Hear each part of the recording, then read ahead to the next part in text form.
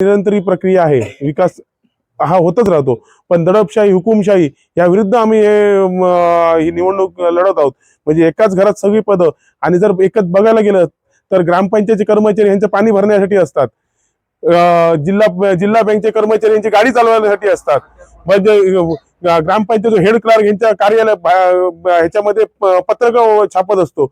म्हणजे अशा पद्धतीने तुम्ही ज्या संस्थेवर जाल, आता उद्या जिल्हा परिषद जिंकले तर जिल्हा परिषद त्यांच्या झाडू मारायला ठेवतील घरी।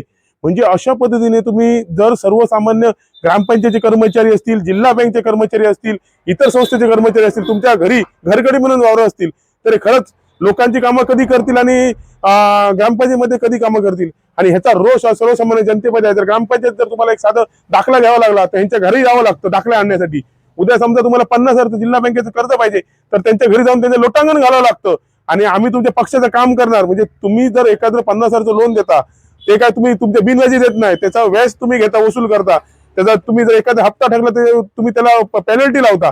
आणि जर 50,000 तुम्ही मॉर्गेज करून लोन देत असाल आणि त्याच्यासाठी तुम्ही जर एखाद्या कार्यकर्त्याला वेटीस जर असाल तर मोठ्या प्रमाणात असंतोष ह्या आमच्या मतदारसंघामध्ये आहे। आणि कुठेतरी दडपशाही ही कुठेच आम्ही बघितली नाही। म्हणजे एवढी वर्ष आमचे वडील 35 वर्ष कोलगाव सोसायटीवर होते, मी सुद्धा गेले 20 वर्ष इतर बँकेमध्ये लोन घेतो, पण कुठल्याही वेळी कुठला सामान्य कार्यकर्ता एखादा मॉर्गेज करून देत असेल तर आम्ही ऐकलं नाही की बाबा तुझे कुठले संचालक नाही तर कुठे भेटलं पाहिजे।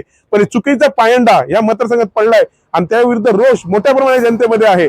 आज सुद्धा लोकांना फोन केला जातात, तुझ्याकडे 50,000 कर्ज आहे, उद्या माझ्या प्रचाराला फिरलं पाहिजे। लोक जबरदस्तीने प्रचाराला घेतले, नाही तर तुझ्या घरी उद्या गाडी पाठवतो। आणि आली 4 दिवसापूर्वी प्रत्येक घरी जे जे विरोधात आम्हाला मदत करत होते त्यांच्या घरी जिल्हा बँकची गाडी पाठवली गेली। आम्ही सुद्धा जिल्हा बँकेला आवाहन करतो की इलेक्शनच्या तोंडावर कृपया करून तुम्ही असली दडपशाही करू नका, नाही तर जिल्हा बँकेच्या विरुद्ध रोष जनतेमध्ये उफून येईल।